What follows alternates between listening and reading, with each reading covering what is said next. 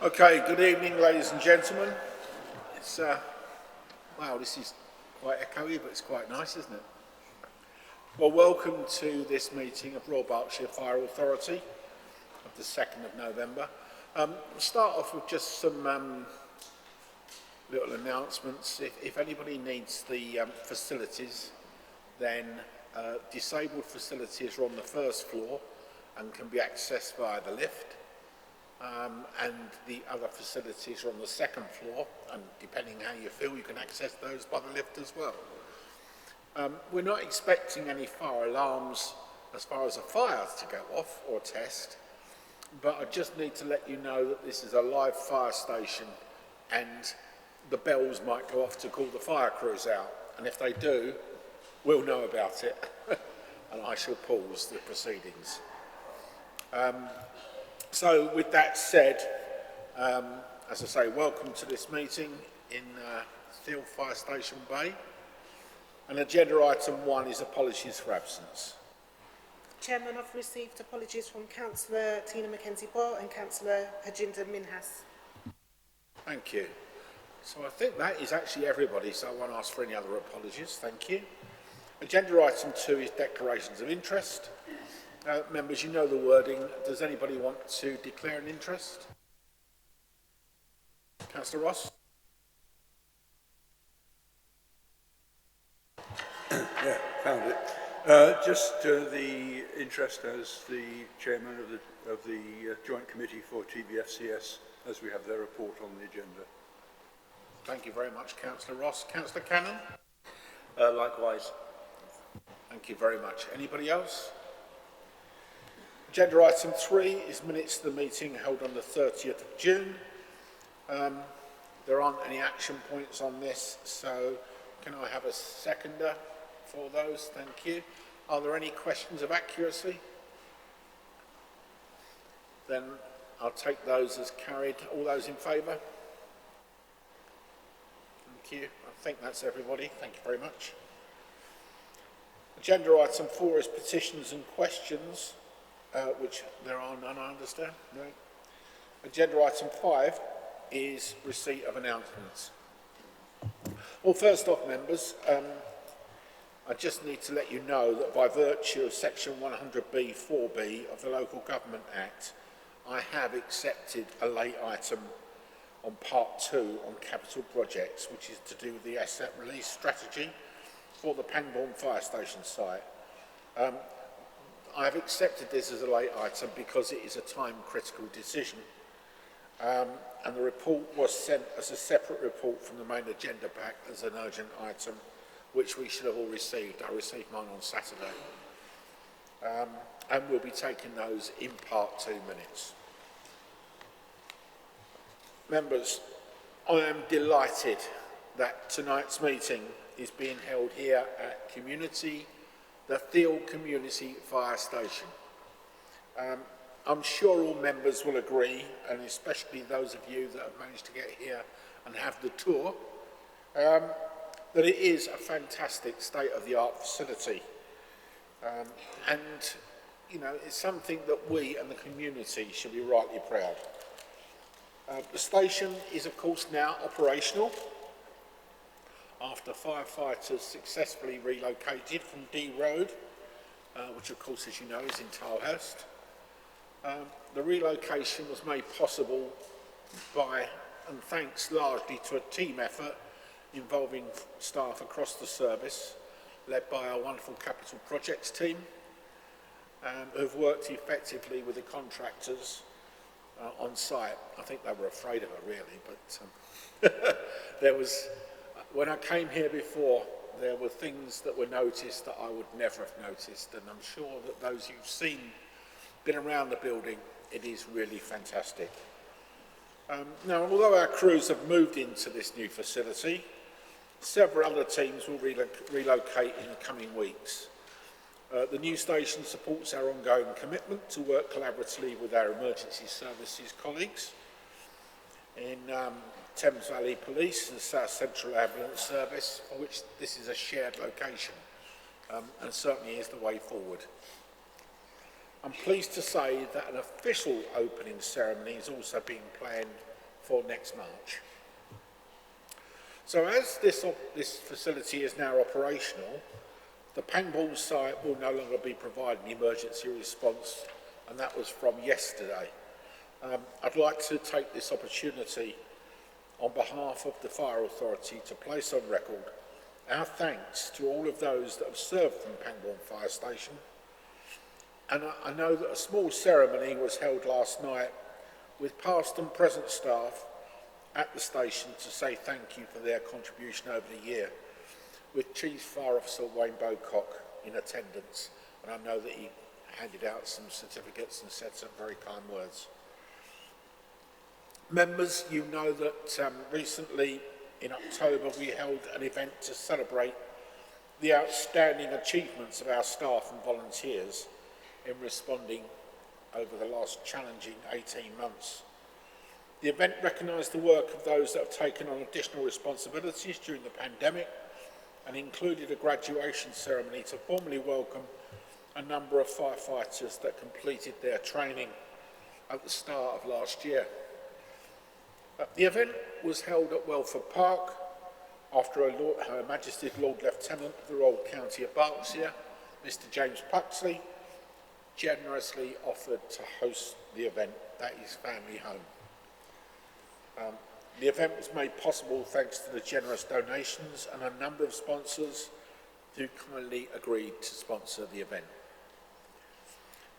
I must say that I was very, very proud of the team effort of all involved to make the event such an outstanding success, and delighted that at long last we had the opportunity as Fire Authority members to say thank you in person for the work that's been completed over the last 18 months. I also needed to thank the person that put up the marquee, because the weather on that day was of monsoon proportions. But it held up pretty well. I know that a couple of people got a little bit wet, but overall I thought it was a fantastic event, and thank you to everybody involved in putting it together. Members, on the 15th of October we officially opened Crowthorne Community Fire Station. That's, of course, although the station started serving the community of Crowthorne in April last year, the official opening ceremony of the station was delayed due to obvious measures. Crowthorne Community Fire Station is Royal Berkshire's second tri-service community fire station, and as such it offers a shared location for Royal Berkshire Fire and Rescue Service, Thames Valley Police and South Central Ambulance Services. Thank you to everybody that came and helped us celebrate the opening of Crowthorne. And I was really delighted that we were able to officially open the new station and celebrate the efforts of all those involved in bringing it into operation. I know that the community fire station will provide space for all three Blue Light services to come together, work collaboratively and engage the local community. And I know that as soon as we can, we'll open up our community rooms and they'll be very used. I know that the Crowthorne community room will be very well used. Members, you may remember that you tasked me to engage with our Berkshire MPs on behalf of the Fire Authority, and as such, myself and Chief Fire Officer Wayne Bocock, we met last week. We had meetings, and we continue to build positive working relationships and talk to MPs about the challenges of funding a modern fire and rescue service. Royal Berkshire Fire and Rescue Service remains one of the lowest precepting authorities in the country, and if we are continuing to provide excellent services for our communities, it's essential that we have flexibility in our funding arrangements. So as part of these engagement sessions, Wayne and I recently met with Theresa May MP, Member of Parliament for Maidenhead, to discuss the process made by the authority and service in recent years. as well as the challenges we face moving forward. This follows similar meetings which we've already had with Laura Farris MP and Sir John Redwood MP, the MPs for Newbury and Wokingham respectively. Both Wayne and myself will continue to engage our local MPs and will keep you informed of our progress. Members, last Tuesday, what was it, Tuesday before, the 19th of October, we joined our partners from Oxfordshire County Council Fire and Rescue Service and Buckinghamshire Milton Keynes Fire Rescue Service to celebrate the progress that's been made as part of our ongoing collaborative work. The event was held at the historic location of Blenheim Palace and was attended by elected representatives from across the Thames Valley, senior officers from each of the 3 fire and rescue services, as well as team members whose hard work has contributed to the achievements made today. Some areas recognised included progress made towards operational alignment, including the opening of Thames Valley Fire Control Service in 2015, and joint procurement processes on the new Volvo fire appliances, an aerial ladder platform and the new standardised personal protective equipment kit.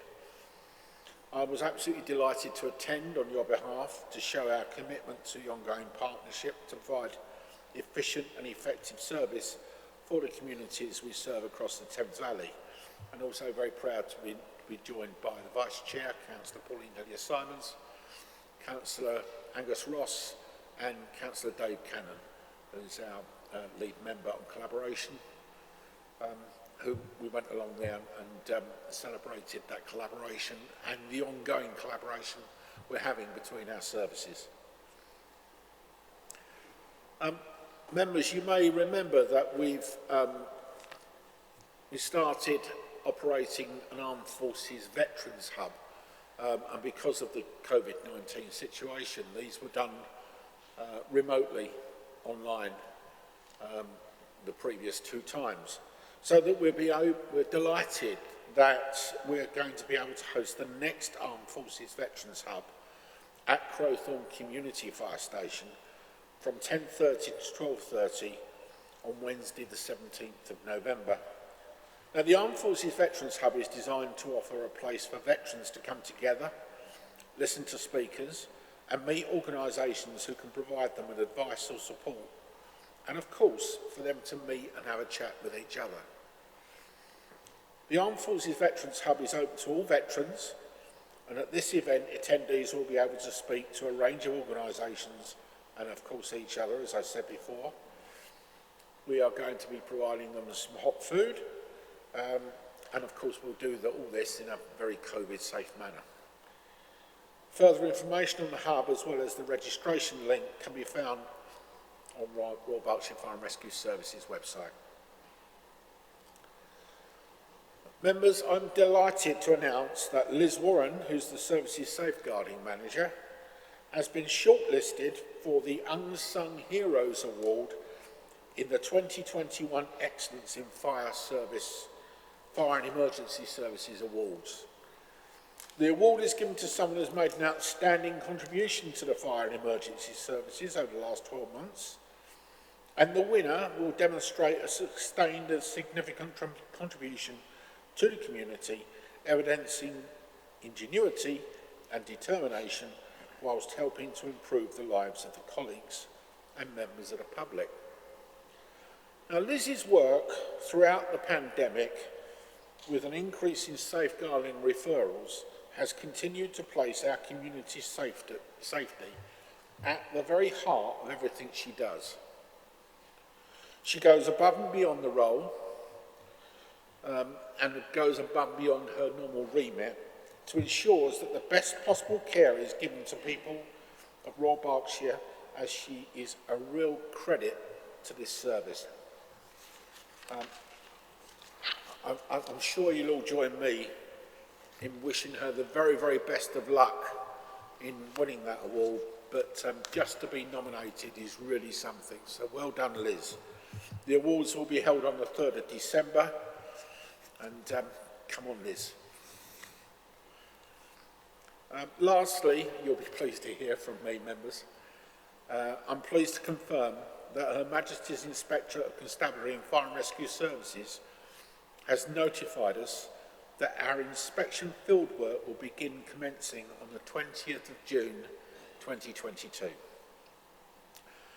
Now, as members will recall, the service falls into tranche 3 of the second round of inspections, and fieldwork is due to take place over several weeks through and up until the end of July. Now, members, that concludes my announcements, and I now would like to hand over to Wayne, who will provide his Chief Fire Officer announcements, and I will then come back to you to find out if anybody wants to make an announcement. Thank you, Wayne. Thank you, Chair. Evening, members. So 3 short announcements from me after the Chairman's announcements. You can see it's been a really busy but quite eventful and celebratory period. Some really positive stuff there.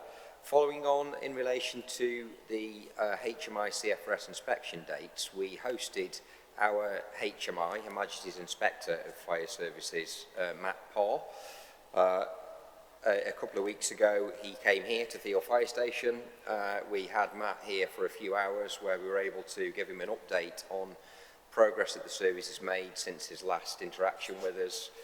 And that's part of our kind of contact and keeping in touch with our HMI and enabling him to form some contextual understanding around the service and what we've been busy with ahead of the inspection process so that he can make a more informed decision or judgment around how the service is performing. We covered 3 areas basically with the HMI. That was the hub structure, which was new since our last inspection. So how we actually deliver to the front, to the community that we serve, the frontline services, through the East, Central and West hubs. So the West hub team, huge thanks to them for presenting how we deliver both prevention, protection and response services through that hub structure. He also obviously had a tour of Theale Fire Station so he could understand some of the work of the capital projects team and see the fruits of their labour, and again how we provide 21st century services and really laboured on the point around putting fire stations at the heart of the community. And then we finished off with an update on the Built Environment Programme, which is something the HMI are very keen to inspect when they visit, to see how fire and rescue services and authorities are resourcing the increased demand, but how we are responding to things like the Grenfell Tower inquiry findings and the changes in building safety regulations with the introduction of the new Building Safety Bill and all the subsequent legislation that flows from that. So we talked at quite some length, and again, thanks to Trig and colleagues, so Area Manager Thomas and colleagues for giving that update, and Deputy Chief Fire Officer for keeping HMI well abreast of the excellent progress that we're making, and also making the connection for the HMI that was important between the fire authority's scrutiny of how we are delivering services, but also the oversight and the statutory duties and how seriously the authority is taking the built environment and the issues that are flowing from the Grenfell Tower tragedy. And we were able to articulate that really well. And I think we are in a good position as a service.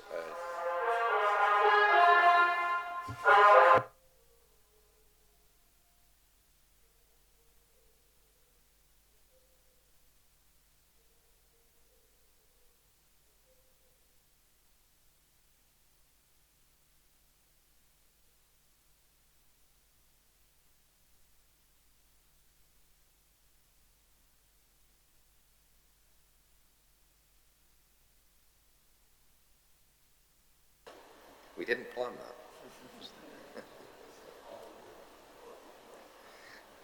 But it is very welcome. 20 seconds.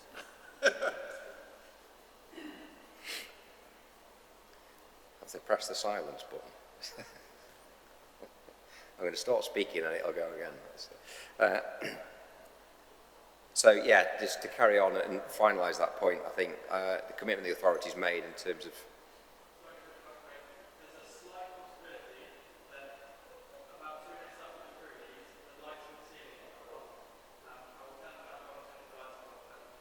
Okay. It's not a Halloween trick, is it?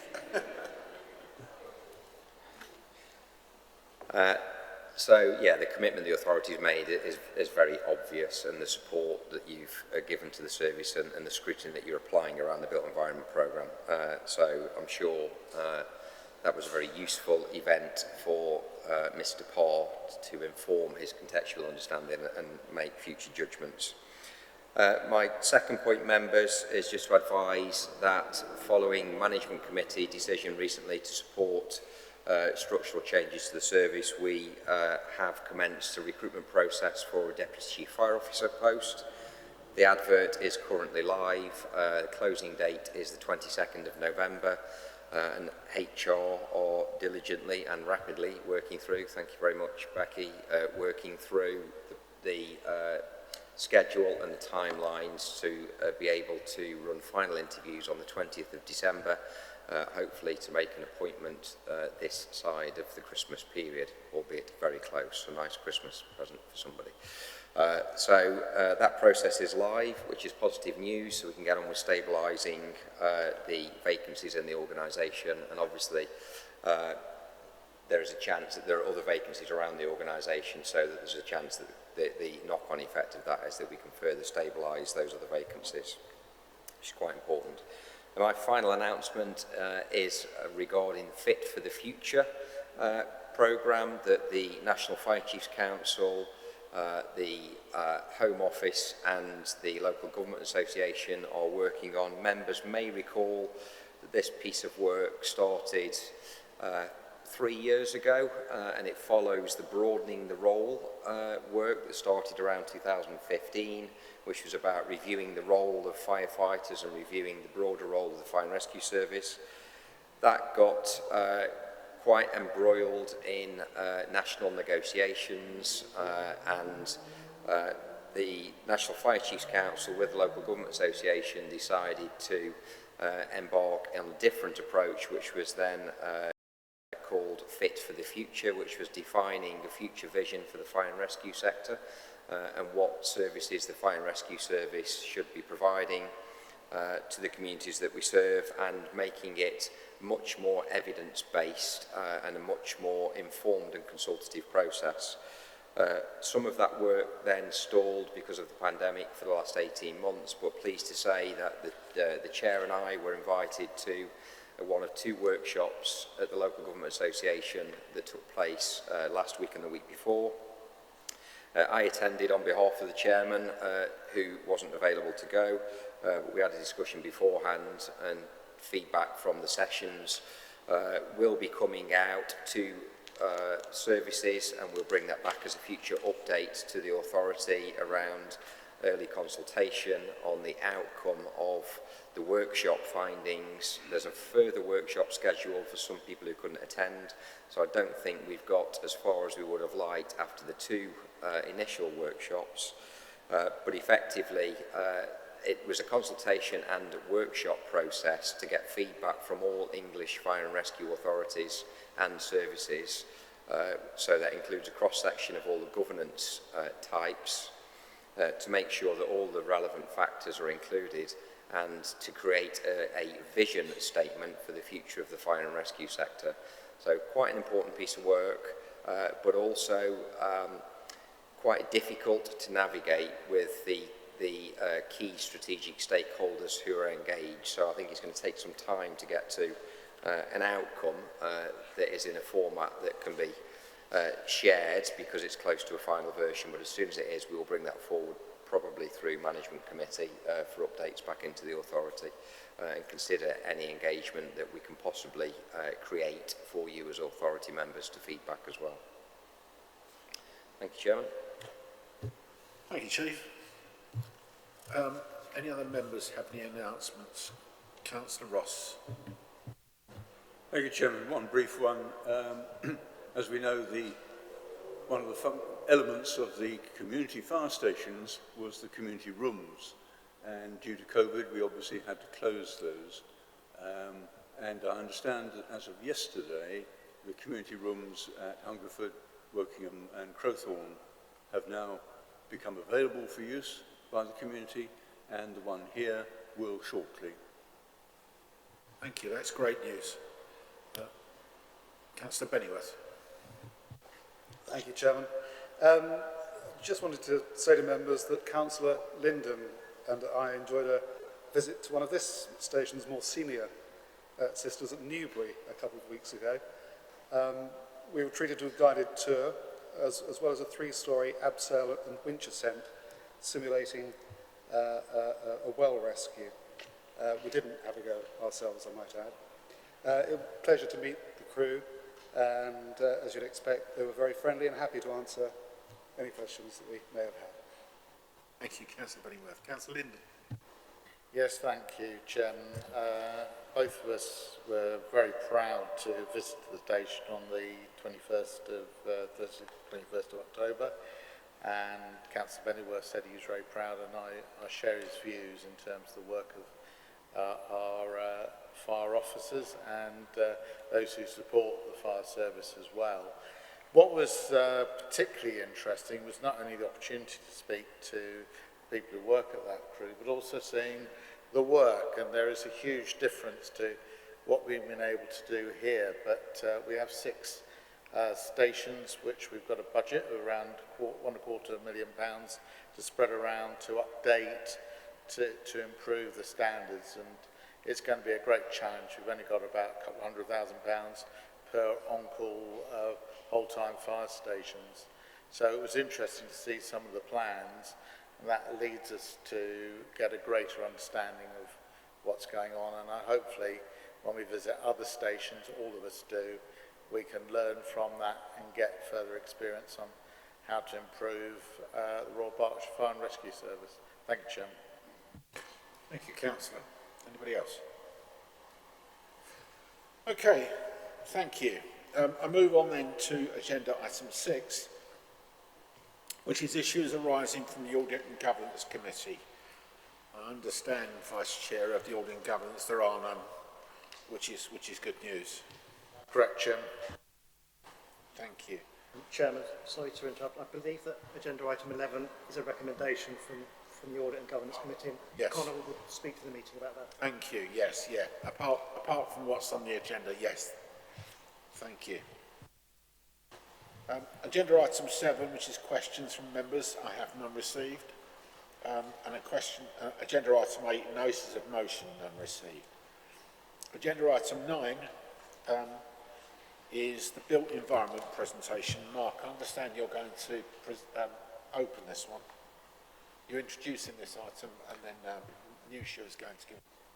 Absolutely, thank you, Chairman. I'm going to say very little, actually, because it's Nusha that does, Nusha and the team that does all the hard work. But yeah, Nusha Churchill, our Built Environment Programme Manager, is going to talk you through a brief progress update, following on from previous updates that we've given to both Fire Authority and Management Committee. Thank you. Thank you, Mark.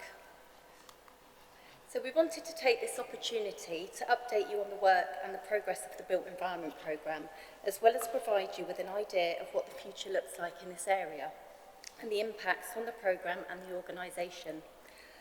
As you're aware, the programme was initiated in early 2020 with Mark Arkwell as programme sponsor and myself as programme manager.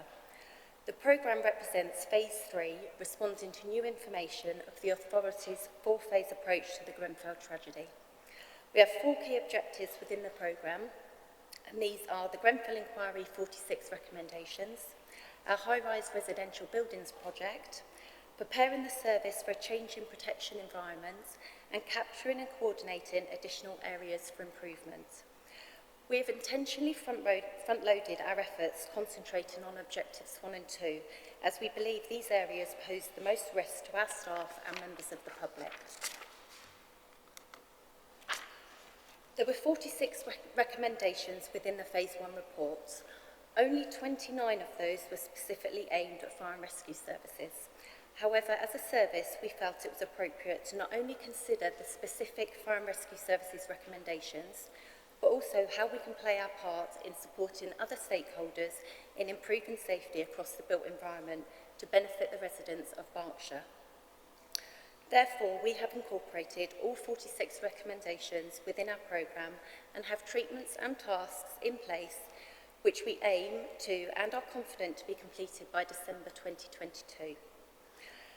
We recently circulated our progress update report, which is also available on our external web pages. This has given us a really good opportunity to give a detailed update on our progress against the recommendations and provide details of our next steps within these areas. The format is largely based on that used by HMIC when inspecting London Fire Brigade's progress. We anticipate at least one, possibly two further iterations ahead of the HMI inspection next year. As you will see from the lists on the screen, there's a lot of good work happening across the programme, which teams are now starting to see and gain benefits from.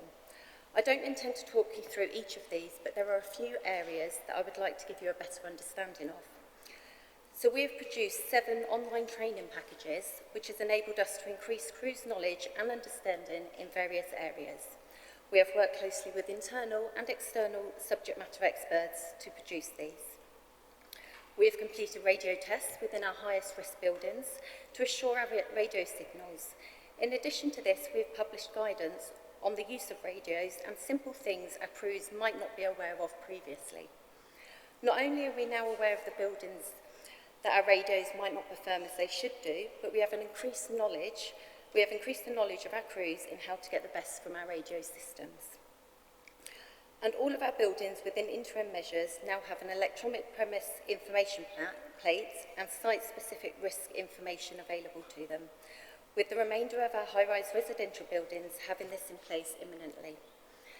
This now enables our crews to have critical risk information quickly upon arrival at an incident.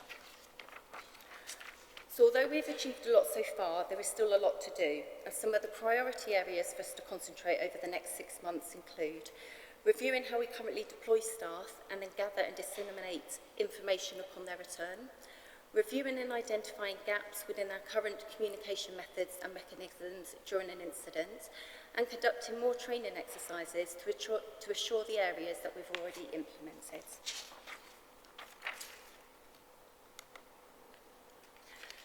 Many of the recommendations directed at fire and rescue services within the report are aimed at training and the upskilling of our staff.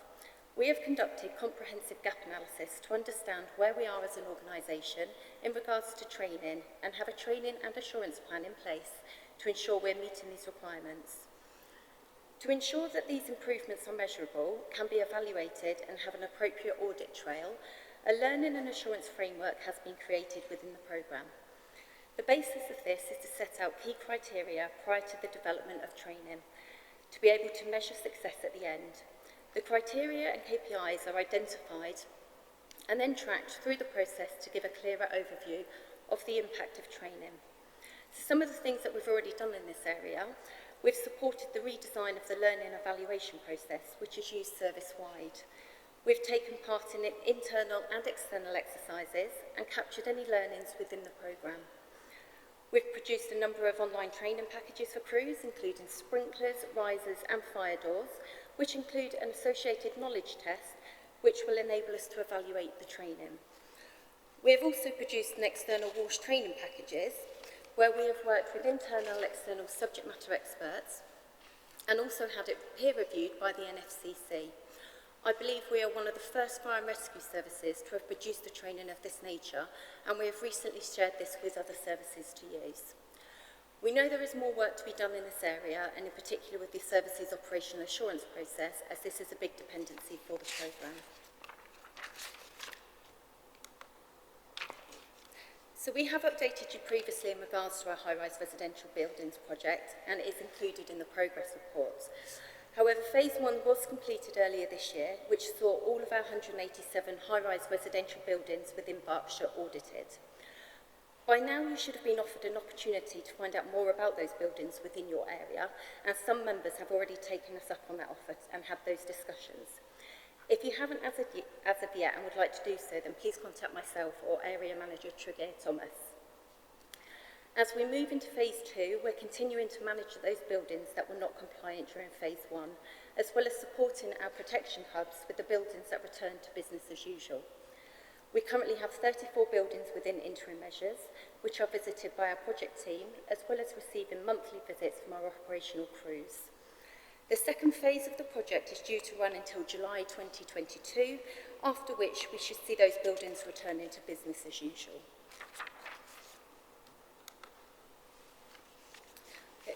So there are a number of upcoming legislative changes, which I know some of you have already been briefed on during the Management Committee during the summer, so I don't intend to cover this in too much detail. We had expected the Fire Safety Act to have commenced now, as well as government having laid regulations to address a number of the Grenfell recommendations. As of yet, this hasn't happened, and we are awaiting further updates. The Building Safety Bill is currently going through Parliament, and we're expecting Royal Assent early to mid-2022, and then commencement 2023. We don't fully understand what is coming, but we do know that it will have an impact for our people, data and systems, as well as relationships we have with key stakeholders. To help us be in a position to fully understand and ensure we're ready for these changes, we are in the process of recruiting for a new role into the programme, which will be specifically looking at this area. We are also currently in consultation with the Protection Policy and Reform Unit within the NFCC and the Buildings Regulation Advisory Committee, with the possibility of us being a delivery partner for a pilot for the Golden Thread. More details on this will follow in due course, but this could be a great opportunity to clarify our thinking in terms of protection systems and data, as well as demonstrate how we're able to lead the sector in our approaches. We're starting to look forward to really understand those upcoming legislative changes and how we deliver objectives 3 and 4. That's preparing the service for a changing protection environment and capturing and coordinating additional areas for improvement. We recognise these changes will impact the programme and organisation, and we're already reviewing our resources to ensure we can deal with the upcoming demands. However, I do feel that with what we know at this point in time, the service is well placed in understanding and addressing what comes next. We always knew that we'd look at objectives 3 and 4 at a later point in the programme, knowing that objectives 1 and 2, the Grenfell Inquiry 46 recommendations and our high-rise residential buildings project, posed a greater risk to our staff and members of the public. It is now that we need to start looking at what the change in protection environment might look like, and in what areas we can become more effective and efficient to start doing things differently. As an organisation, we are key players at a national level, with many of our senior managers being active members in the various NFCC groups. This gives us an opportunity to hear firsthand not only what developments are taking place at a national level, but also share our learnings where appropriate. One of the key takeaways for us is that we're able to act quicker in most areas than NFCC and the government are able to, which puts us in a really strong position. We will continue to work collaboratively at a regional level where we are able to do so.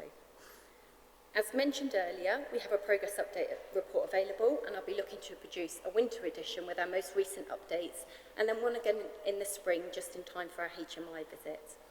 We're keeping a close eye on the Grenfell Phase 2 inquiry, which is likely to finish in May 2022, and is expected there could be a further 40+ recommendations to come from this. The service are well placed in understanding and addressing all of these changes and are well positioned for what comes next. We continue to be thankful for the investment and support the Fire Authority have provided to this work to date, along with the additional money received from government. However, this remains a consistent pressure for the service and authority and will do for some time. I hope you agree that we've already accomplished so much, particularly within these challenging times that we've faced over the past 18 months. We know there is a lot to do in this area, but I do feel that we're well positioned for future changes. We plan to update you again with our progress using the progress reports as well as future presentations. Thank you for your time today. Thank you, Nusha. Members, do you have any questions?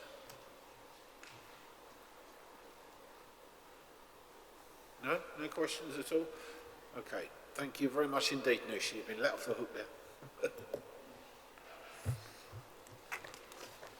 Okay. We move on then to agenda item 10, which is the automatic fire alarm consultation. Dexter, I know that you were going to introduce this one. Thank you, Chairman. Good evening. The key aim of community risk management planning is to ensure that we have the right resources in place to manage local risks. As such, we strive for ways in which we can make the most effective use of our resources available, and I'm pleased that this report before us this evening looks to support that objective.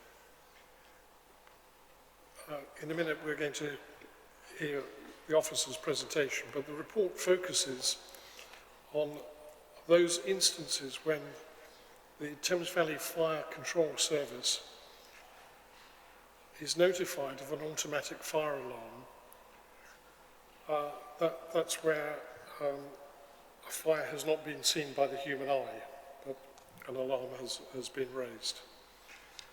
Now, our data tells us that those notifications end up 99% of the time being described as a false alarm.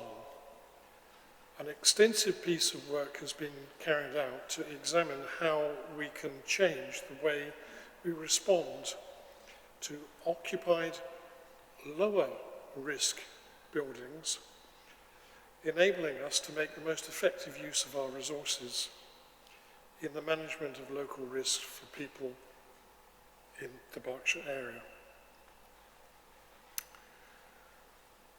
The service's collaboration and policy manager, Jim Powell, will take members through the detail of this report in a moment. I'd just like to remind members, however, that we're not making a decision about this tonight.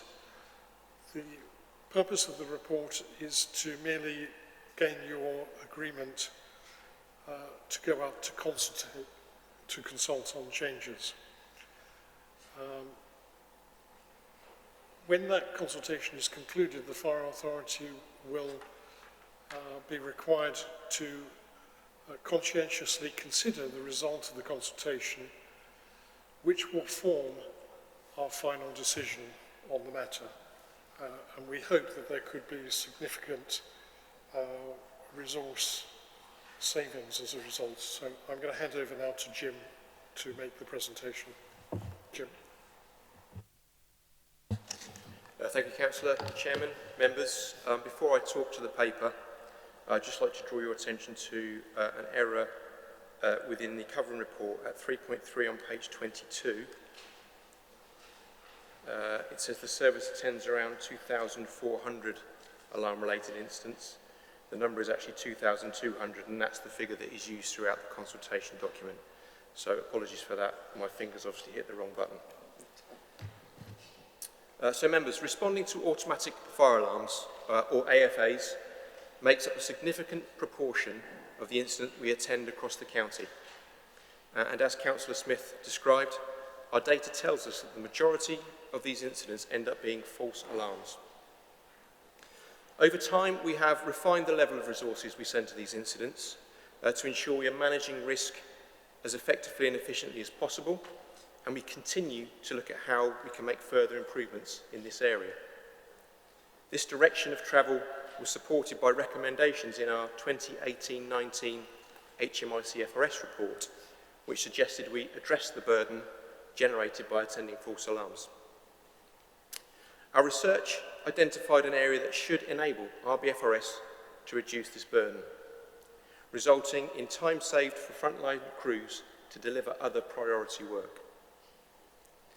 This would be achieved by changing the way we respond to automatic fire alarm activations in lower risk, occupied, predominantly commercial premises. As set out in the consultation document, the service will carry on attending automatic fire alarm activations for premises where we maintain that this continues to be the best way to manage those risks. For example, in high-rise buildings and sleeping risks such as hotels and student accommodation. And this is covered in more detail on page 39 of your agenda packs. Furthermore, the service is not proposing any changes to our emergency response to 999 calls. The proposed change is set out in option A, which describes how we intend to change the process used by control operators in Thames Valley Fire Control Service when dealing with calls from occupied non-residential premises. This builds on existing processes already used in TVFCS to filter calls, sometimes described as call challenge. The current and proposed processes are set out in the flowchart on page 37 of your agenda packs. When TVFCS receive a call from an alarm receiving centre, which is a third-party company who monitor automatic fire alarms and then alert the emergency services, control operators will call the premises to confirm the cause of the alarm. If the occupiers cannot confirm the cause of the alarm, they are told that no response will be made at that time. After 20 minutes, a control operator will attempt to call back the premises, and if at this point the occupier is still unable to confirm the cause, a fire engine will be mobilised. Our data tells us that on most occasions we send a fire engine in these circumstances, as premises often do not confirm the cause after this 20-minute period. And as such, our default position is that we send a fire engine. However, our research also tells us that on the vast majority of these occasions, the fire alarm activation will be a false alarm. Option A essentially removes this 20-minute callback process. The control operator will still make one attempt to call the premise, but if the cause cannot be confirmed, they will make no further attempt to call back and will not send a fire engine at that time. However, should a fire subsequently be confirmed, we will, of course, send a fire engine. This is why we're only looking at lower risk occupied buildings, as firstly, the occupants will most likely have evacuated the building, and our data tells us this happens. And secondly, if there is a fire, they will most likely call us. Page 38 of your packs sets out the impact of automatic fire alarms. Our data shows that over a 5-year period, a very small proportion of AFA activations that would fall under the proposed change result in incidents where there were confirmed fires, and of these, an even smaller proportion required minimal firefighting action. Importantly, the proposed change does not mean we may not have attended these incidents, as where there is a fire, they will most likely call us. We believe there could be significant... Does someone want to get that? Otherwise you're going to put us all off. It's for you.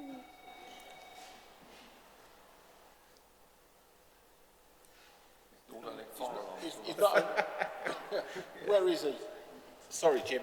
Sorry. No, that's quite all right. That's quite all right. I was just trying to ignore it, but it wasn't working. So we believe there could be significant benefits to the proposed change, meaning we attend fewer AFA incidents of this type, saving up to 1,300 hours of firefighter time per year, enabling teams to focus on prevention activity or risk-critical training and ensuring fire engines are available when they are most needed. Hopefully that provides members with a useful summary of the paper and consultation document, but I am, of course, happy to take any questions. Thank you, Chairman. Thank you, Jim. Question from me is that my understanding of members, there was a working party, a task and finish group that looked at this before it came towards you. It was cross-party working party. But my understanding is that part of the reason why this is being looked at, it was a recommendation from the previous Her Majesty's inspectors that we're being far too generous with our time with these. Is that correct? Yeah, that's absolutely right, Chair. So Royal Berkshire Fire and Rescue Service, like I would suggest the majority of fire and rescue services around the country, had a similar recommendations that we needed to do more to address that burden of unwanted fire signals or automatic fire alarms. Thank you. Members, do you have any questions? Okay, I'll go ladies first, and then Councillor Brooks, then Councillor Werner, and then, or ladies last then. Yes. Thank Councillor you, Brown. I've actually got a couple, if I may. In point 3 of the covering report, 3.1, it says the figures are from 2014 to 2018. This seems very old, but now, of course, that's a previous HMI. Have the figures, do you think, improved since then? Probably due to COVID, I don't know. Yeah, thank you, Councillor, and that's a really good question. So the reason I've quoted that in the report is because that's what the HMI report you said, but you're right, that's kind of dated now. What we noted that broadly, up until COVID, the figure was about the same, but we did see a marginal decline during COVID because people weren't in those premises. We expect that will probably readjust and be broadly similar to what it was before.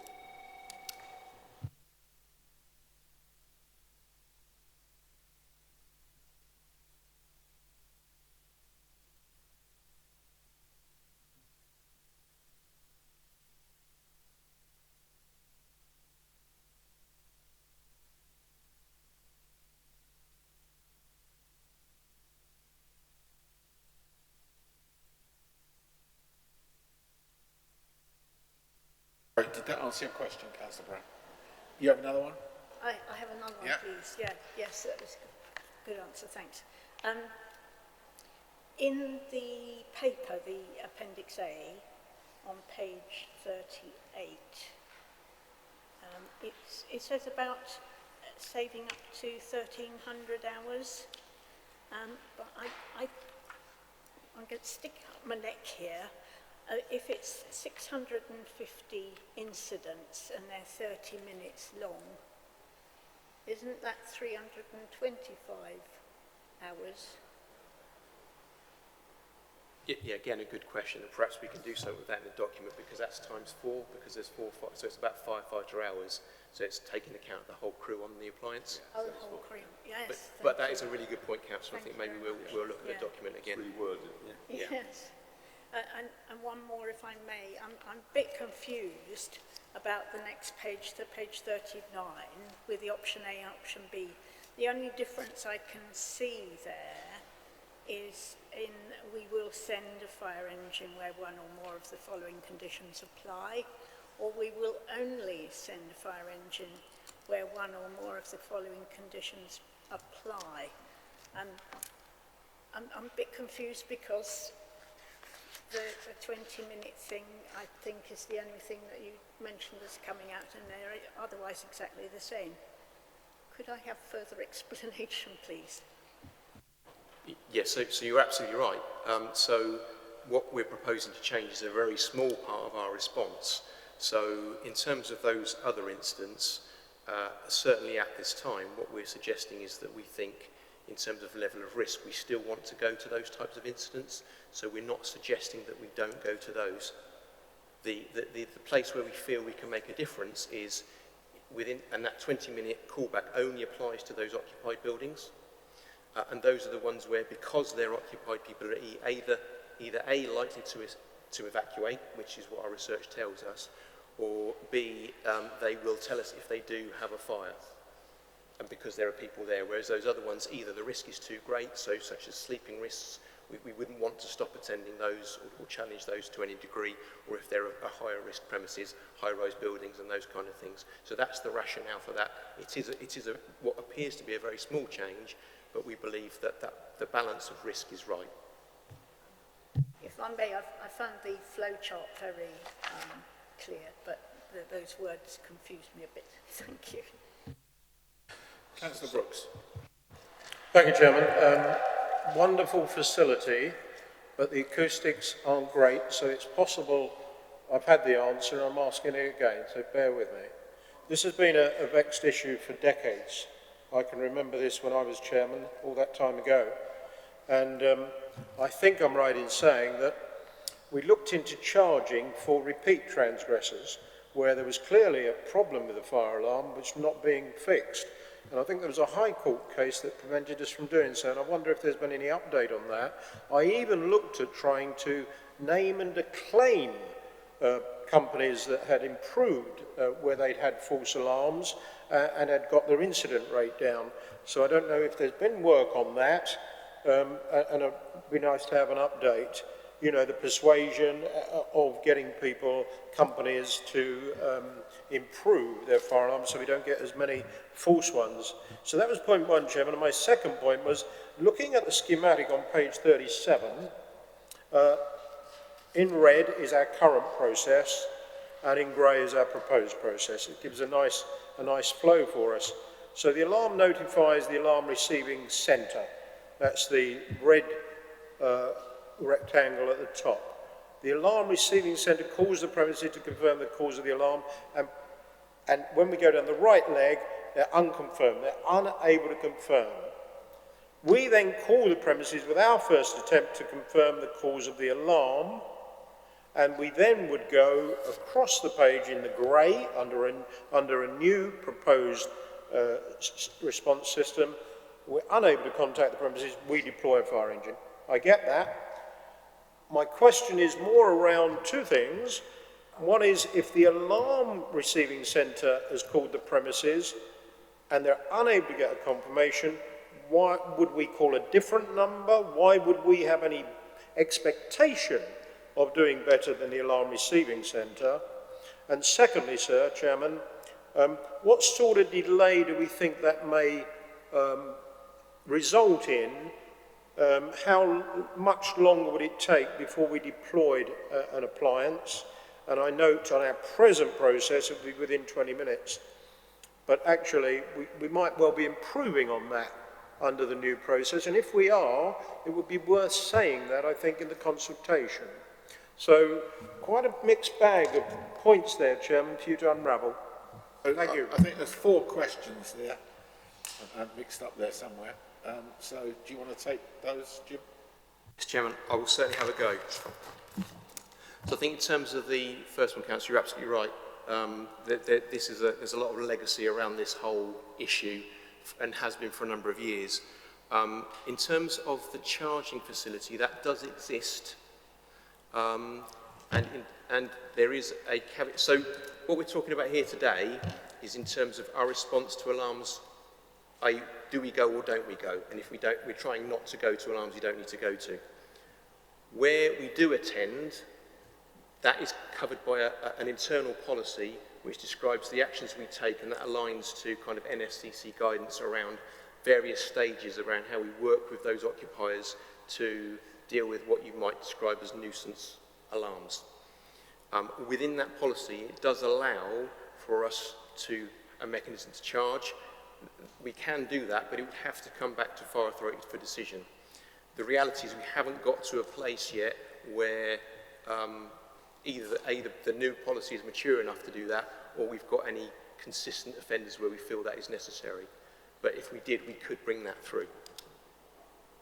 Forgive me, I'm frowning, because notwithstanding this consultation, can we get some more data, not necessarily now, on how often we have charged, on our charging process, our warnings, and using that more, in a more precision way to get the incident rate down as well as this. Okay, so that can take offline, but that's my point, yeah?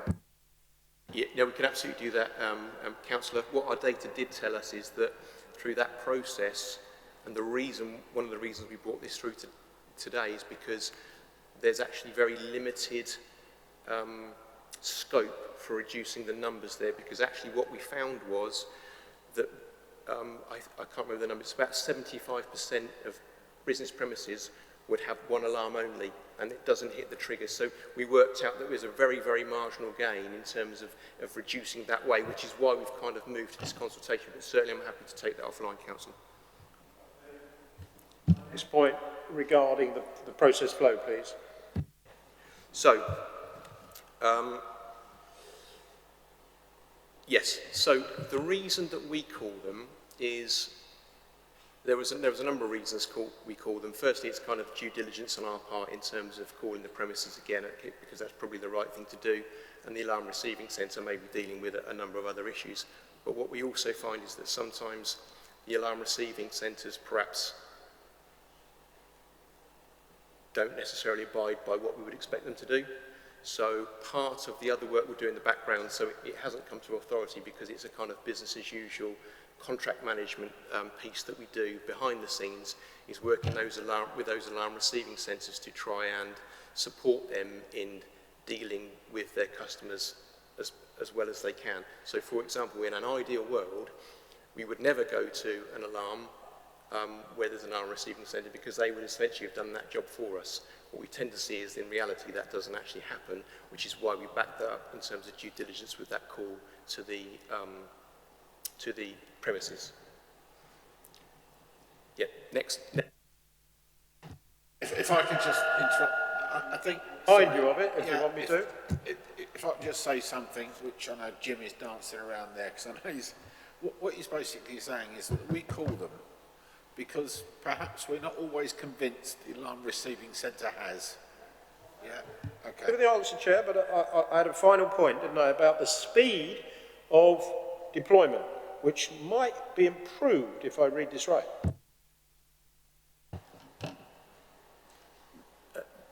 What would actually happen is we wouldn't deploy at all. I think that's kind of would be the ideal.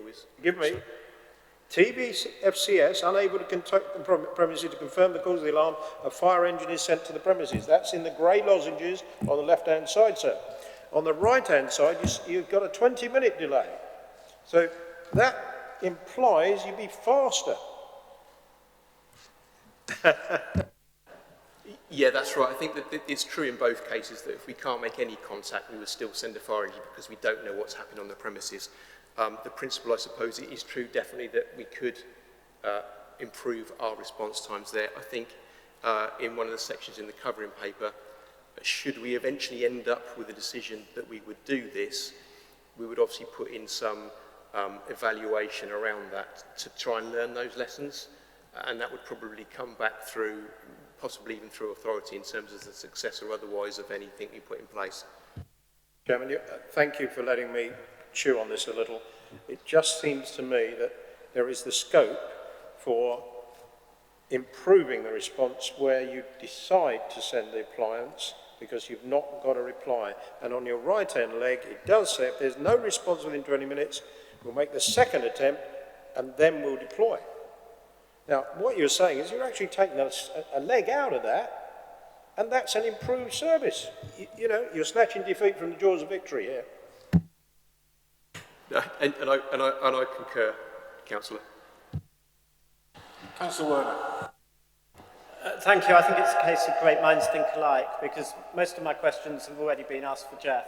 I'm still a little bit confused, though. Jeff might have understood it, but it seems to me that, as Jeff says, the performance is going to be improved, but I can't think that's possible within the context of what the consultation's about. So just to set my mind at rest, at the moment, what's the longest time before a fire engine, when it's gone through all these processes of the 20-minute wait and everything, how long will the fire engine be before it's released to go if you don't get a response? And in the new proposals, what's the longest kind of period before the fire engine gets sent out if you can't confirm whether there's a fire or not? Yeah, I think I've got that, Councillor. So in terms of time, if under the new proposals, as we don't do the callback, going back to Councillor Brooks's point, if we can't contact the premise, therefore we can't confirm the fire, we don't know what's happening at that premise, we would mobilise the resource. So that would just be however long the time would take. So for example, the Thames Valley Fire Control Service performance measures are around mobilising within 90 seconds. In terms of how long the resource gets there, it depends where it is. We've obviously got our response time, which is we will attend all incidents within 10 minutes on 75% of occasions. So that's kind of the yardstick for our attendance once it's been mobilised. or that's part of the mobilising, and the other bit is the 90 seconds. So we would endeavour, in all cases, we'll endeavour to do that anyway. I'm not sure if that answers your question, Councillor. It can't be 10 minutes because if you follow the current process in red, if there's no response from the premises within 20 minutes, you'll make a second attempt to confirm the cause of the alarm. So that's got built in a 20-minute delay in your existing process. So it can't be 10 minutes because if you follow the red down, you've got at least 20 minutes in there. Yeah, no, you're right, Councillor. Sorry, we're probably talking at cross purposes. The response time is measured from once we mobilise from once we mobilise the call. But although we're once we take the call, but in terms of automatic fire alarms, you do build in that delay, and that delay is built in because we know when we attend those incidents, they are likely to be false alarms. Therefore, the 20-minute delay accounts for that because it's there because to try and ensure that we don't go to incidents where it is a false alarm. So that's not necessarily about the response time. So really this is all around call challenge. So the principle of call challenges is that by doing that process and by challenging those calls, and this consultation is essentially an extension of that, that we don't go to incidents where we're not needed. Okay, thank you. So going back to my question, so from the time you receive the advice from the alarm receiving centre that there's an alarm, to, in the worst case scenario, when you send out the vehicle in the current system, and then in the new system, what's the time difference?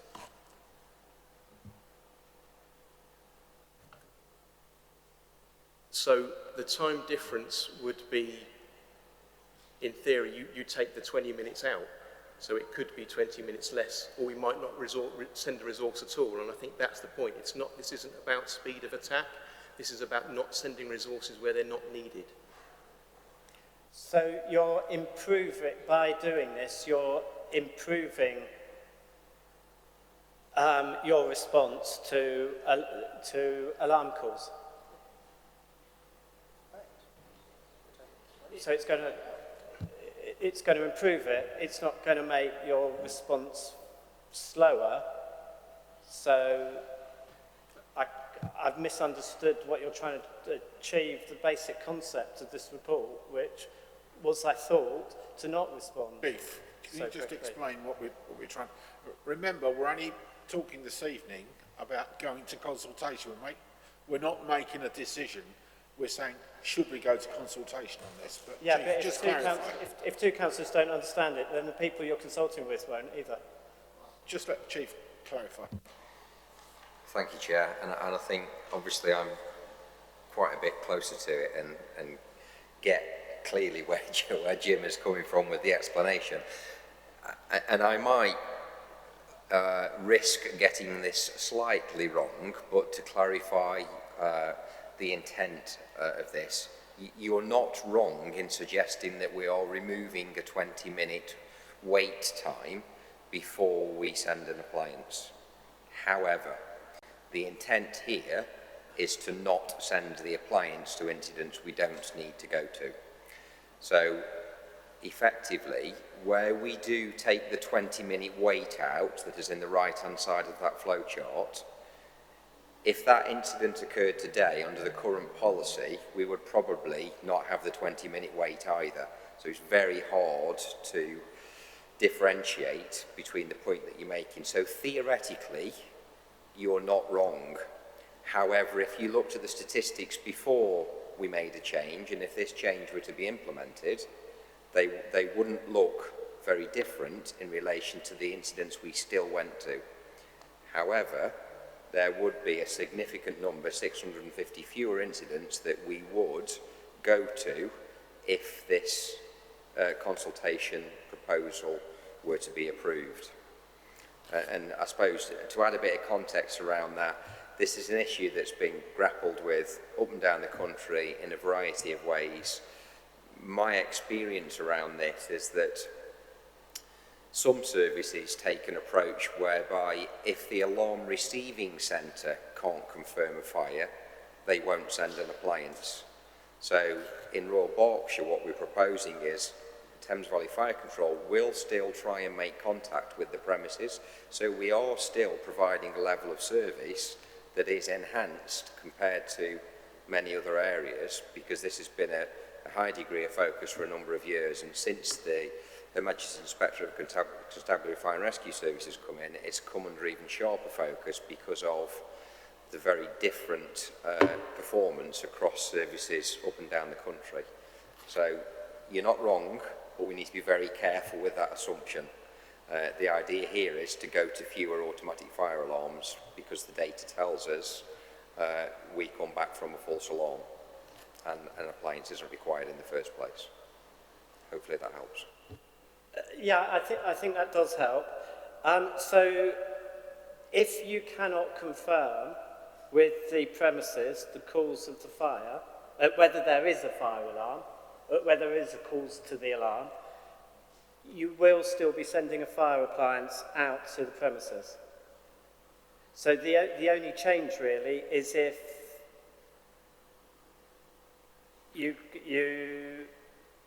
if you're able to contact the premises and ask them to confirm the cause of the fire, and they say there's not a cause, then you won't go out. Well, that's no different from now, surely.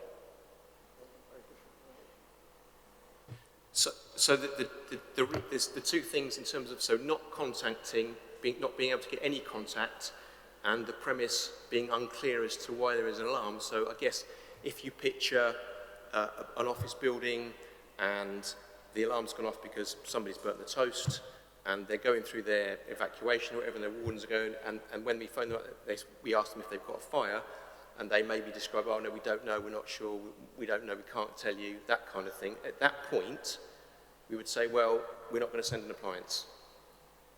Under the current procedure, we'd phone them back in 20 minutes and say, well, have you discovered if anyone's burnt the toast yet or not? Under the proposed change, we wouldn't phone them back. So that's the difference, and what it then means is, what is happening under the current process, we'd end up sending a fire engine anyway, even if they just burnt the toast, whether they were able to confirm it or not. Whereas under the new, under the proposed change, we would try to reduce the amount of AFAs we go to, thereby, if they can't confirm the cause of the fire when we call them back, at that point we won't go. So that's the kind of significant change, and that will reduce, or in theory should reduce, the amount of automatic fire alarms we attend, which is what we're trying to achieve. Okay.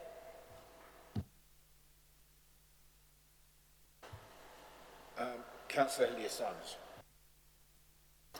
Thank you. It's a similar thought, but let me make it clear. I fully agree with the principle behind the report and in going to consultation.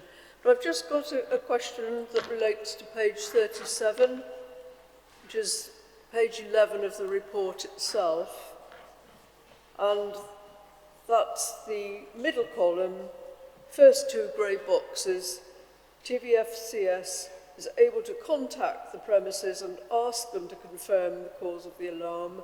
And if no cause is confirmed, no further action will be taken. My slight concern is that the person that we contact might not actually know that there's a fire, even though there could perhaps be one.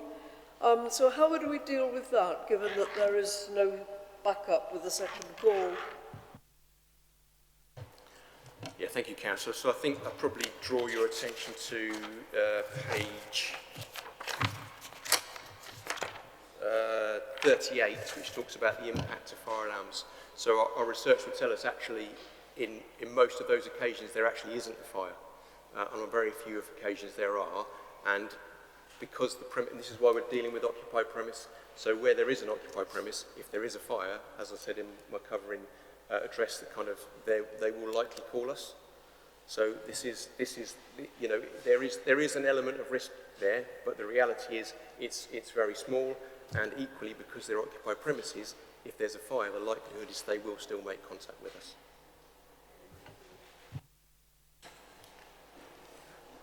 Councillor Gittings. Yeah, thank you, Chair. As your voice echoes round. I mean, I sat on the working party, so you know, I support the general thrust of this and going out to consultation. I suppose the problem with all this is the 1 in 100,000 situation where the fire alarm goes off, we don't go, and then there's some tragic incident, isn't it? I mean, that's the sort of what haunts you. And I suppose I was going to sort of ask the Chief or Jim, have there been any examples of that in recent times in other fire services? And also, it seems to me that we're in line with, we're doing this because the inspectors, when they did the first round, obviously identified this, probably not just in Berkshire, but elsewhere as a problem. And is our policy here broadly in line with what other services are doing, or is it, you know, is it an outlier? And the other thing, and just because Councillor Healy-Simons mentioned it, it is that, and going back to my original point, it is that nagging fear that somebody in the building, there is a fire, but they don't know it. And I know it's a slightly different scenario, but the tragic incident at Prospect Park Hospital, where I looked at the inquest actually now, just was one of those situations where they didn't know the fire was there, but they ended up in a tragic situation. I know in those instances we'd probably send somebody, but that's your nagging fear, isn't it? Look, if it's at a hospital, there's no probably about it, okay? If it's house and multiple occupation, there's no probably about it. What we're talking about is offices and or shops that we know are occupied because it's during their normal business hours, okay? We're not talking about offices at night or shops at night or commercial premises. We know they're occupied. And that's the only thing we're talking about. But anyway, Chief, you wanted to...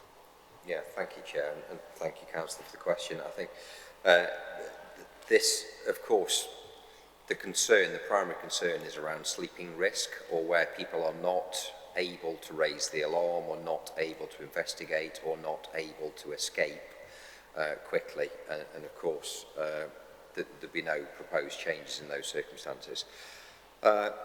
We are in the business of risk management, aren't we? And I think my professional view is that this is an issue the whole sector has grappled with for a long time. In terms of occasions where there has been a slower response to a fire, I think there is evidence from other parts of the country that a fire has had to become visible from the outside of an unoccupied building before the alarm has been raised and fire appliances have been mobilised. I can't give you figures around injuries or any fatalities associated with that. I don't have that data from other services or any information. But the National Fire Chiefs Council, pre that in the CFO, Chief Fire Officers Association days, provided model guidance to the sector. That was probably, I think, around 2004, something like that. It was a long time ago that this issue's been grappled with. As a risk management organisation, you'll be well aware that our risk methodology has matured and evolved to a much more professional and much more comprehensive level, to the point where, as Jim has proposed in this paper, we clearly understand the nature of the incidents we go to, and on an evidence and risk-based approach, we can suggest or recommend that we go out to consultation to see whether or not the public would be comfortable with and accept this approach. So I think it is evidence-based and it is a risk management decision. Professionally, I think it's the right thing to do.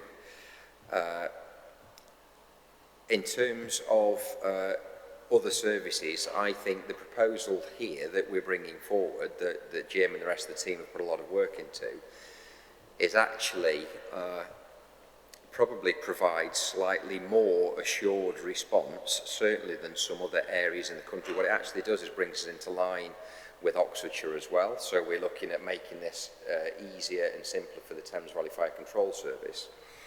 But it is still an enhanced response model than many areas up and down the country who adopted the CFOA model response guidance back in the mid-2000s, which was actually more stringent than what we are proposing here. Effectively, it was in a non-sleeping risk premise, unless we get a treble 9 call confirming there's a fire, we are not sending an appliance. So that is one end of the spectrum. So we're not quite going as far as some of the model guidance would suggest some services have done. Thanks for the answer. And it's good that we're in line with Oxford. It's an important point, I think. Thank you. Councillor Chadwick. Hello. Yes, I was just wanting to ask, well, two things actually. Has there been an analysis of what is causing the false alarms? And then the other thing is, could you enforce a policy where whenever an alarm goes off in commercial premises, the owner has to give some sort of written explanation of what caused it? Because that wouldn't be a fine, but it would be useful information. Thank you. Yeah, thank you, Chairman. Councillor. So that kind of alludes back to what I was discussing with Councillor Brooks around the policy around when we do attend. So if we do attend an automatic fire alarm activation, very much as the Chief was saying there in terms of that kind of the guidance that was set out, so we've aligned ourselves to that NFCC, what was CFOA guidance. There's a number of stages in terms of how we deal with those businesses. So part of this is working with those businesses to help them understand why they've had those alarms, to rectify it. And that basically starts with the fire crews. So they will work informally with the occupier to kind of suggest what they might want to do differently. As that goes up the stages, it will go to our protection teams, who will then go out to those businesses and look at it in more depth with a more technical view, to try and support them, because it can be sometimes misused, or sometimes the systems themselves might be wrong. So we go up through that, and again, the place you could potentially end up with if you have persistent offenders who don't then take any action to rectify that is we could potentially charge those people to attend automatic fire alarms on their premise. So that's already kind of set out within our policy, which we refreshed earlier on this year, and we're still gathering evidence and data from how that policy has been implemented in terms of what that looks like. Oh, right, so it's too early to know whether that's having an effect yet, is it? Yes, and I think the effects, again, as I described, would be actually minimal, because we don't see that many repeat offenders. So really that's just about trying to engage with those business communities, just to support them and try and reduce it where we can, in terms of really making a significant difference in reducing automatic fire alarms. That's kind of what takes us through to the consultation that we're describing today. But certainly we will be monitoring the application of that policy as part of our normal processes anyway, to look at the success of, or otherwise, of that. Thank you. Councillor Smith. Thank you, Chair. I think what members need to understand is that we're talking about a consultation which will look at changing potentially our default position once the challenge process has been exhausted. The challenge process is one that is used not just by this fire authority and service, but across the country. And we're not suggesting any change to the challenge process. It's just what happens when that challenge process is exhausted. Do we go out to all of these remaining calls where we've not had a response, or would we, as we're proposing, only go out to now a more restricted number? And I think there are two things that you have to bear in mind in considering this. One is that the figures that we see for 2014-18 showing the increased number of these instances are there because there is an increasing number of people using automated alarm systems and these call-out centres. And that's going to go on with increasing numbers over time. And the second thing is that... Can I just say, we're on questions at the moment, so if you've got a question, that would be really useful. Because we haven't even made a proposal yet, so we're not in debate as yet. So I'm on questions at the moment. Well, I'll ask Jim, I think I know the answer to the question. If, under normal circumstances, through the challenge process, if there was a fire, we would normally get, would we not, additional information coming in on that fire. We would have other people reporting it, and people would be saying they're seeing the smoke, or they're worried that people are missing, and so on. It would still be the case, would it not, that if we got any of that additional information, or if anyone made a 999 call related to the same incident, we would go? Yes, absolutely, Councillor. So this is, the alarm receiving centres have a dedicated line to control, and it's basically, they're relying on the automatic signals. If anyone physically phoned us up, and absolutely, if you have an actual fire, you will tend to get multiple calls to it. As it says in the paper, we're not changing our response to the 999 calls, so any 999 call to report of a fire, even if it's suspected or believed, we would still send an appliance. Councillor Shepherd-Abate. How many times have we actually had a delay to getting onto a scene because of a false alarm, or been unable to actually do that during this time? Or is this only done because HMI wants us to do it?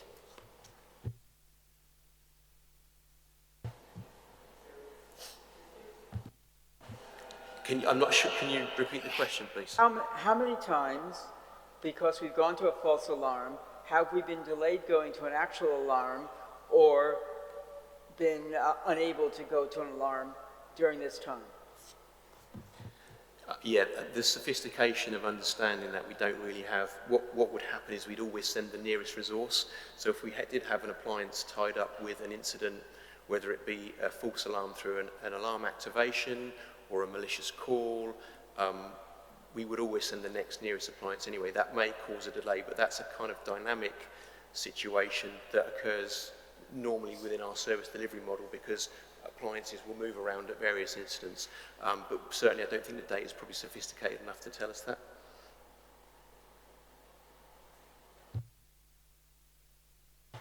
Councillor Bateson.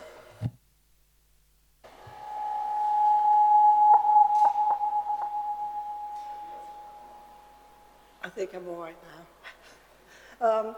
I just want to ask how many authorities, fire authorities, actually have done this already?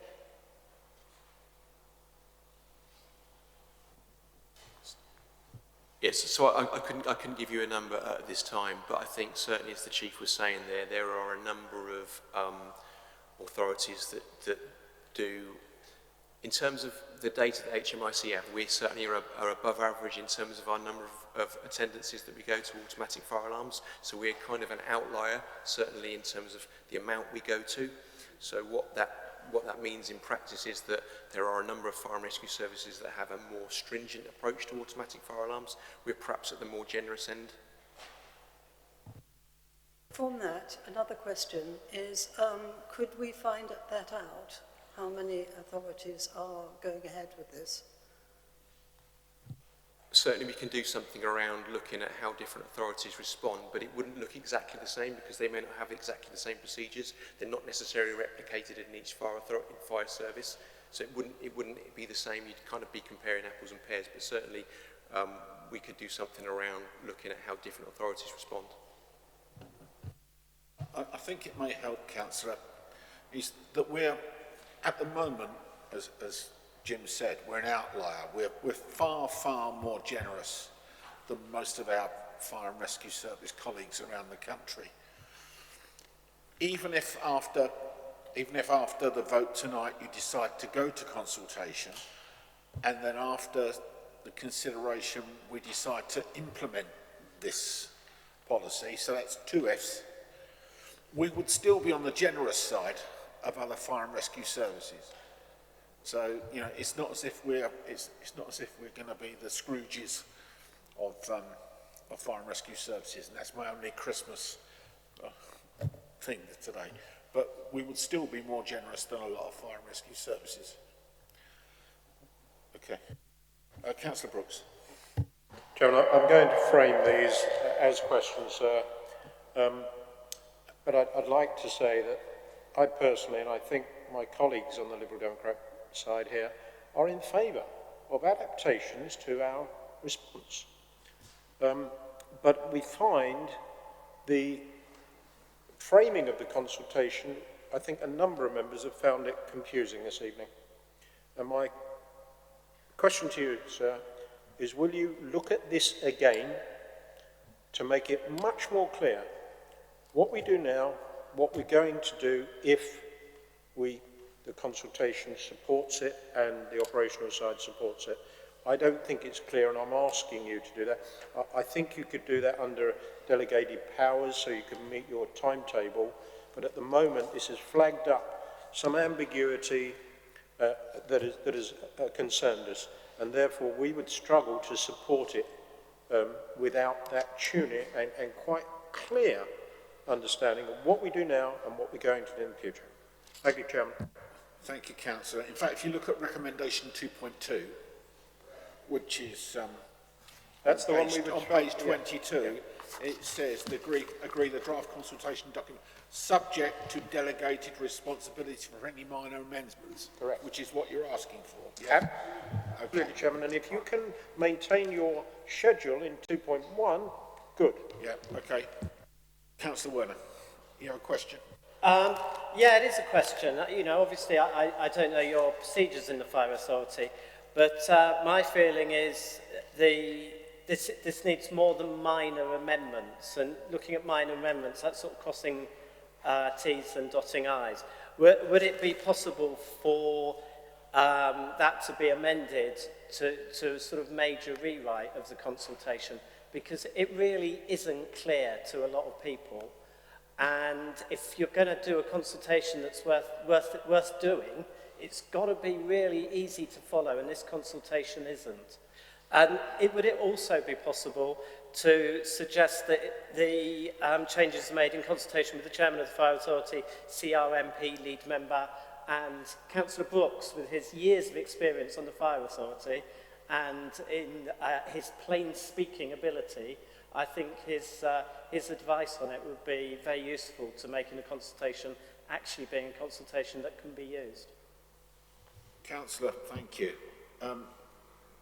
What I suggest we do then is, as I mentioned before, this paper didn't appear before us. This was the subject of 2 meetings of a task and finish group that your leader attended, and we agreed to put it forward. So if you feel it needs further consultation with Jim and the Chief, we'll reconvene that task and finish group just to look at any other amendments, okay, and make representation before we go out to the consultation. That's of course provided that this Fire Authority votes to go out to consultation. Otherwise it's a waste of time.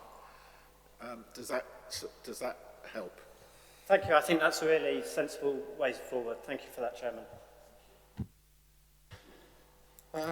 So I think that's everybody has asked their questions that wanted to.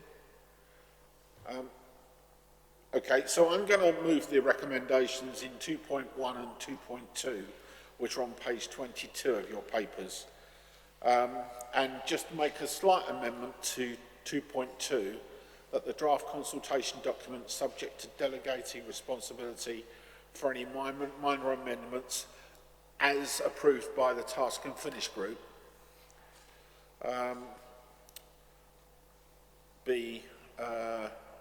I've written all over mine, but anyway, you've got it. So with that, just put that minor amendment in there. If I have a seconder, please. Thank you, Councillor Smith. Does any member wish to speak?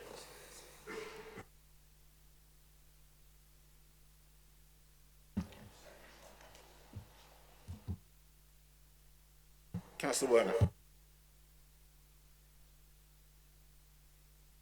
If you'd just like to put your microphone. Sorry. Thank you. Just to say, I think we're all basically in support of the paper. I think that there is obviously a worry that we're creating the possibility of, you know, something terrible happening.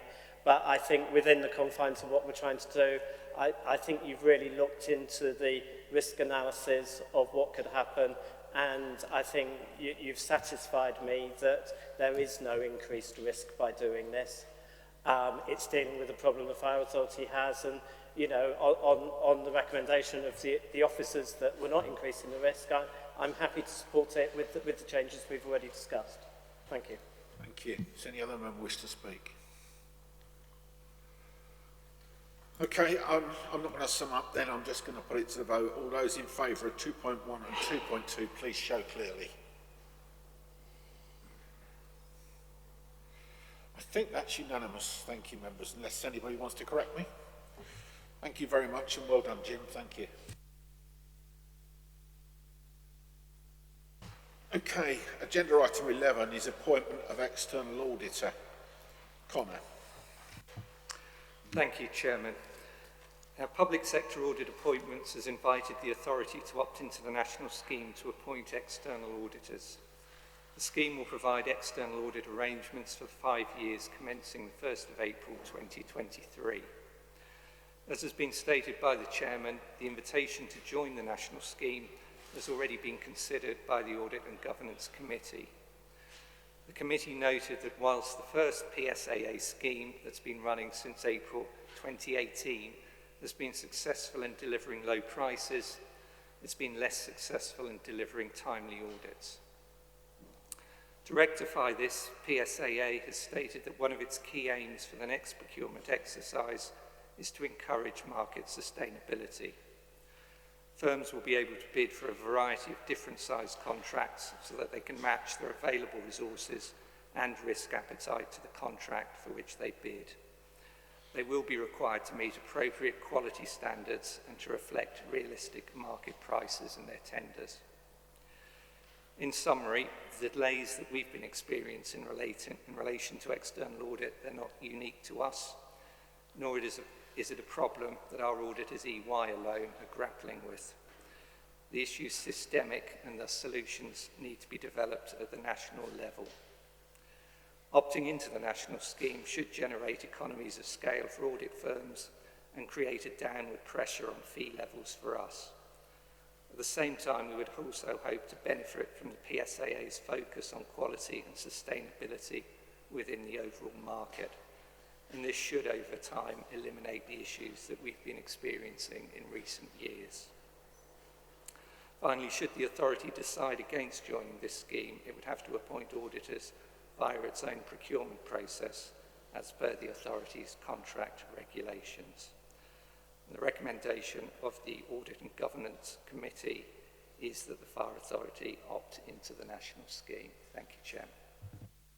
Thank you very much, Connor. Any questions, members? Councillor Chadwick. I just wondered, does it cost anything to belong to the PSAA? No, it doesn't cost anything for us to opt into this scheme. Okay, thanks very much, that's good. Any other questions, members? Councillor Brown. Thank you, Chair. I think I'm right in reading this that the causes of the delays of sign-off are generally the recruitment and retention difficulties that companies were having. And I wondered if we can be actually quite sure that that's not going to happen all over again. How sure are we that the companies that take on the national things don't take on too many cases and that we end up in the same situation without control? I think that's a very good point, that there were mistakes made, I think, in the first exercise, and hopefully PSA have learned from that.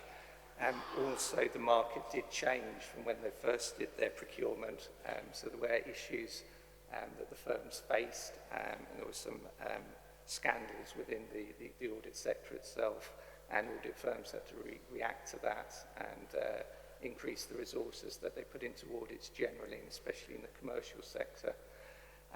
So I think in answer to your question, there are no guarantees that all of these problems will be solved, and I certainly don't think they'll be solved immediately. But I think opting into the scheme will give us the best hope of addressing these in the longer term, because the PSA will be working at that national level, talking to firms at the right level, engaging with government and various other stakeholders. Whereas if we were to go out and do our own procurement, we would have very little leverage in reality, and we'd be facing probably higher prices because we'd be standalone, and there's even, I suppose, the risk that we may not be able to appoint. So I think there are certainly no guarantees, but it does appear that opting into this national scheme, which the vast majority of local authorities will do, will offer us the best protection. Any other questions, members?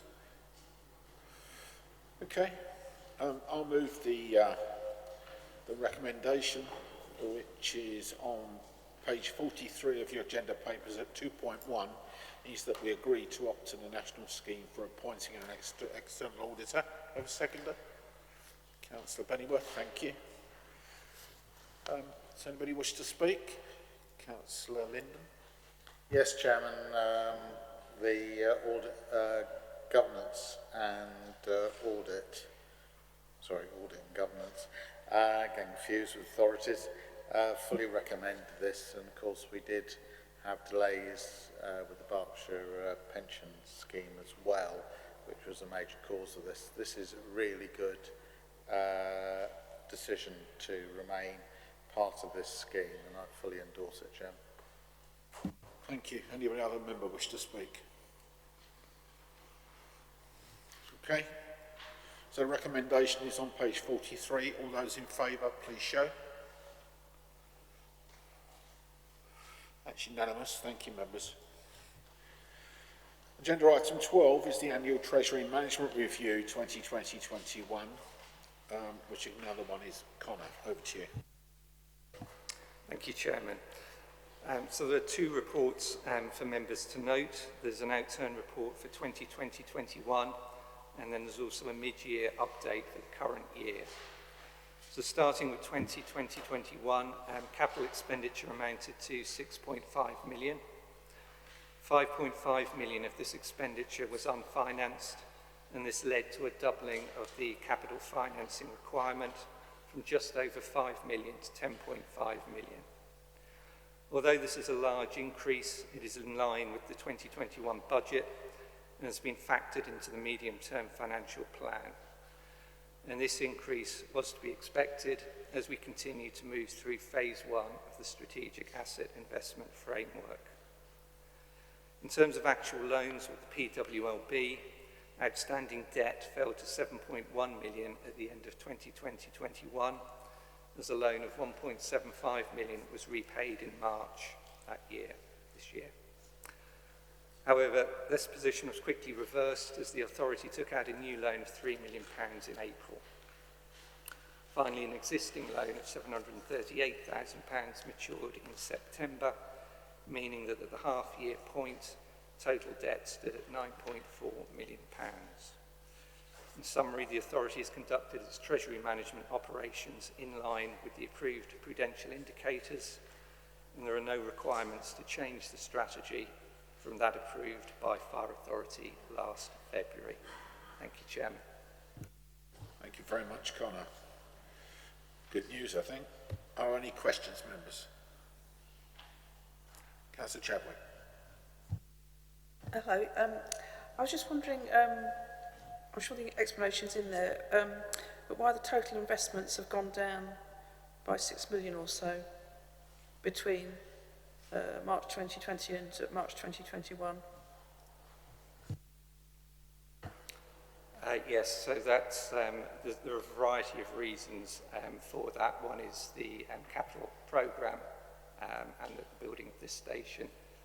But there are also a lot of other factors that affect cash flow throughout the year. We do have a lot of ups and downs in terms of the cash balances that we hold. So, for example, we get a grant through from the government for pensions, which amounts to about 5.5 million.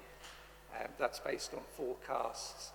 It's also affected by the number of retirements that we have throughout the year, so we obviously forecast that. So there are various different factors that feed into that, as well as the kind of funding flows that we get through from government and unitary authorities. But as I said, the main reason for that is the capital programme that we're moving through at the moment. Okay, thank you. Thank you. Any other questions? Councillor Shepherd-Bay. How will the increase in inflation and also the statement by Richie Sumak about saying that civil servants will no longer have a lock on how much increase in salaries they have, and if the unions ask for more money, how will this affect our budget? I think that's a question for another paper, actually. This is to do with the Treasury Management Review rather than the budget looking forward. But Conor, I don't know if you wanted to mention anything on that, but it's certainly not part of this paper. I know, but it may affect it sometime during the time. Yes, I mean, I suppose to pick up on that from a management of our cash balances, as we've discussed at Audit and Governance Committee, we need to look at a variety of, I suppose, indicators in terms to our financial sustainability.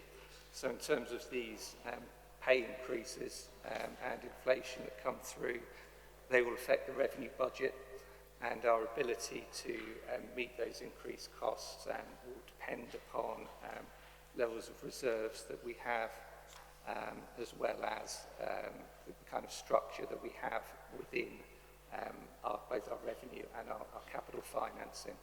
So to that extent, it will put pressure on cash balances. Thank you. Any other questions, members? Okay, we're being asked to note the report on page 53 of your agenda papers. 2.1, that we note the annual Treasury report, and 2.2, that we note the mid-year Treasury Management update for 2021. Can I have a seconder? Councillor Pennyworth, thank you. Are there any member wishes to speak? All those in favour that we note the reports, please. Thank you. That's unanimous. Thank you.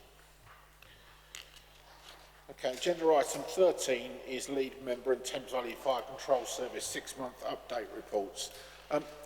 Members, I intend to take these en bloc, that we note the reports, but are there any questions for the lead members on any of the reports? Councillor Brooks. Thank you, Chairman, and this is addressed to Councillor Pennyworth. Thank you, sir, for page 85 for the update on budget. It does seem, and I do accept COVID as an issue, but there isn't much on income generation. Can we get more detail next time on how we're looking at opportunities to increasing income generation, please? Yes, certainly. Yes is the answer. Thank you, Councillor Brooks. That's noted, and that will be forthcoming. Any other questions, members? Okay, if there's no other questions, the recommendation is on page 81 of your agenda papers that we note the reports. All those in favour, please show. Agenda item 14 is the forward plan. That we note the forward plan. Any questions on the forward plan, members? Are you happy that we note it? Please show. Thank you very much. Agenda item 15 is minutes of standing committees. So choose note that the minutes of the committee meetings were published on the RBRFS website. So it's just to bring your attention to that. Agenda item 16 is date for the next meeting. which will be on Tuesday the 15th of February. Thank God it's not on Valentine's Day like it normally is, because it costs me a fortune. And it's on the 15th of February at 6:30. Agenda item 17 is exclusion of the public. Members, I intend to just have a quick 5-minute recess after we vote on this. Some people will have to leave, and some of you might want a comfort break. So just a 5-minute recess, but just a recommendation that we exclude press and public as per the recommendation on your agenda. Can I have a seconder, please? Thank you, Councillor Ross. All those in favour? That's carried. Thank you.